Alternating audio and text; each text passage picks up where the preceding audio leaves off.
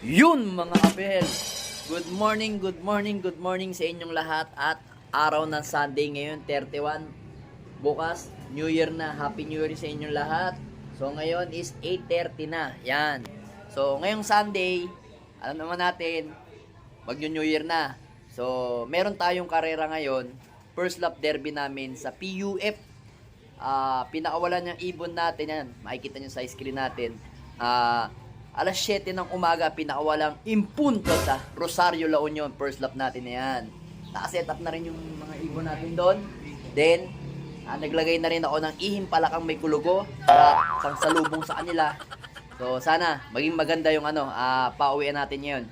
So, estimate ko nga, based do sa mga nakita ko nagpasa ng forecast ng mga tropang Santo Tomas, mga 7 mga 748, 50. Siguro mga 1-3 yung ganun.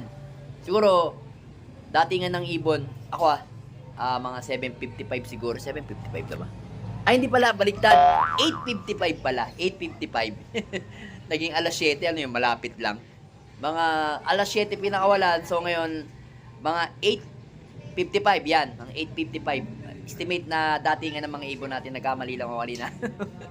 Masyado excited. So, yun nga. 4 yung nilaban natin. Si Itim, si Email, Peter B, sino isa?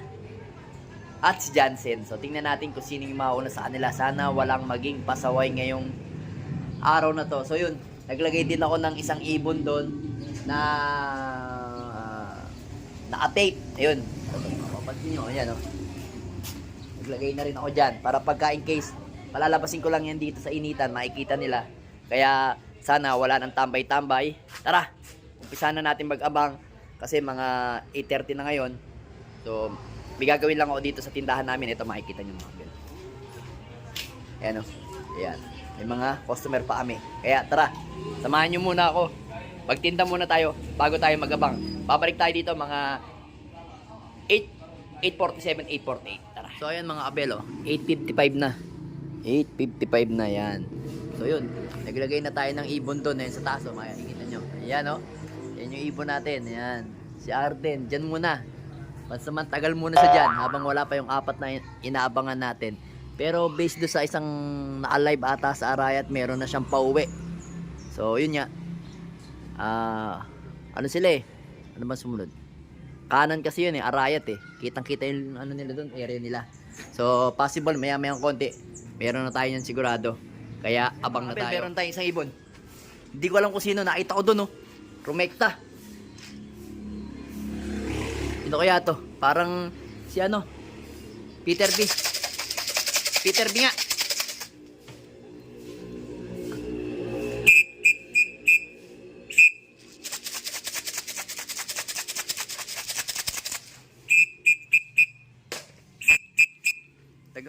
Naghahanap pa siya ng makakasabay.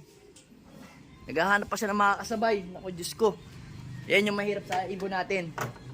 Maparonda talaga. Ayun, may sinabayan pa siyang 2 ibon doon. Ayun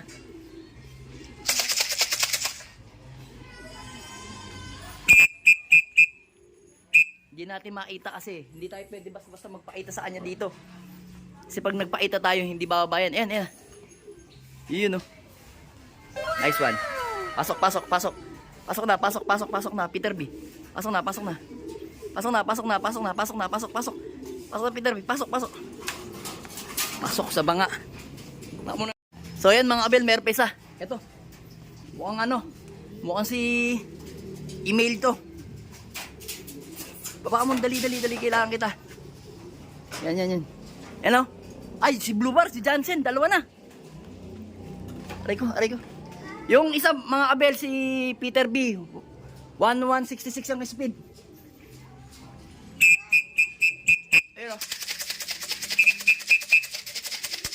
Jansen. Yan, nice one. Nice one.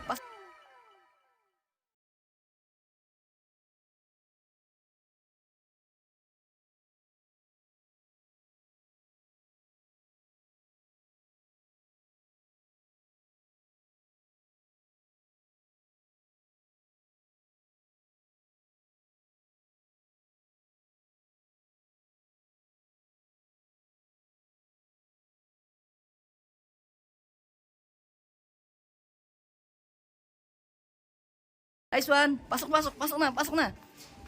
Pasok na, Jansen. Pasok. Pasok. Uy. Nice one.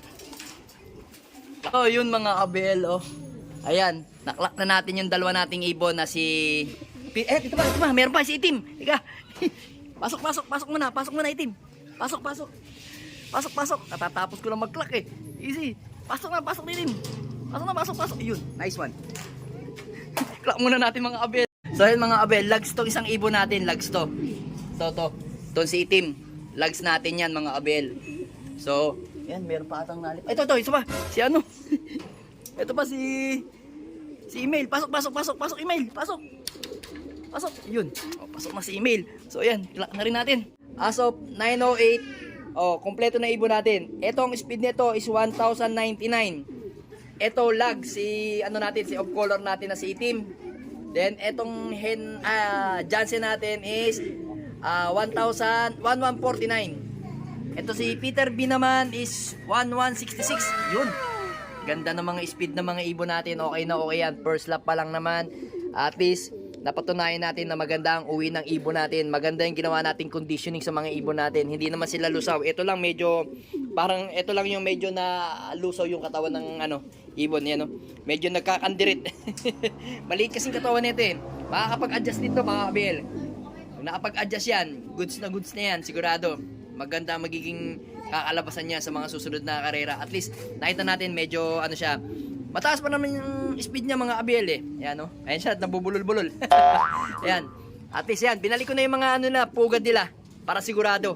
Para makita nila yung mga asawa nila. Pagpapahingahin lang natin sila. Then mga bandang mga 9:30. Then bibigyan na natin sila ng patuka. Yan. So pagpahingahin muna natin. Alright. So ito mga kabel, inaasikaso ko kasi muna yung lags natin. Yan. So kung mapapansin niyo, ayan, yung mga ibon natin 5 lang dito. Ayan. 5 lang yung mga ibon natin dito kasi pinaronda natin. So kukunin natin yung lags natin dito, ididikit natin dito. Yan. Diyan sa sinulat natin. Then ipapasa natin doon sa coordinator ng nilalaroan natin na PUF. So kailangan kasi ganyan.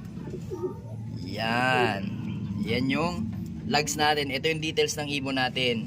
Naka-off color pa naman itong si Itim na yan. Yan. So yun. As of now, maganda yung pauwi natin mga kabel.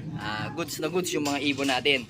Not bad. Yan. Napakaganda ng Ito lang mga kabel. Maaga naman kasi to.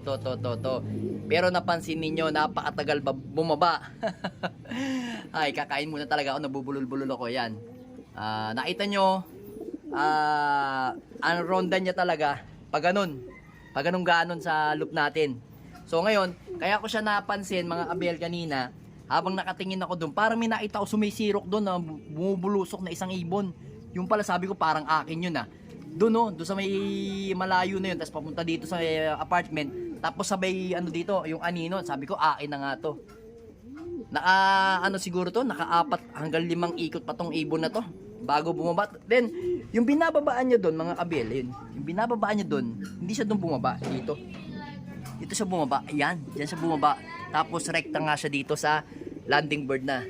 So yun, okay na okay. So sana maayos tong ating lags na to. Ginawan ko naman ng paraan to kanina. Nag-manual, tapos ilang beses ako nag-manual, tapos nag-barcode din ako. Sinubukan ko ng unang-una kong clacking barcode muna. Tapos sinubukan ko rin ng barcode, baka ako madumi. Ayaw talaga, sorry talaga. So ang ginawa ko, minanual ko, pero talagang sorry talaga. Ayan, yung minanual natin mga kabel, teka. Ito yan yung minamanual natin, yan. Yung maliliit na number na yan, teka lang. Yan. Medyo malabo yan. 6, ako na lang titingin kasi lumalabo ang cellphone. 639399967 yan. Yan yung tinitingnan sa barcode natin mga kabela. Baka kasi akala nila nung naglags ako dati, ito lang binanggit ko. Ito kasi kagaya to ng barcode sa kabila, sa kabilang sticker na nakadikit do sa yung ini-encode ito. So ito, yan yung kagayang number nung sticker doon sa kabila. Ito naman yung kinaklak natin yan, Yan, 639399967. So, yun.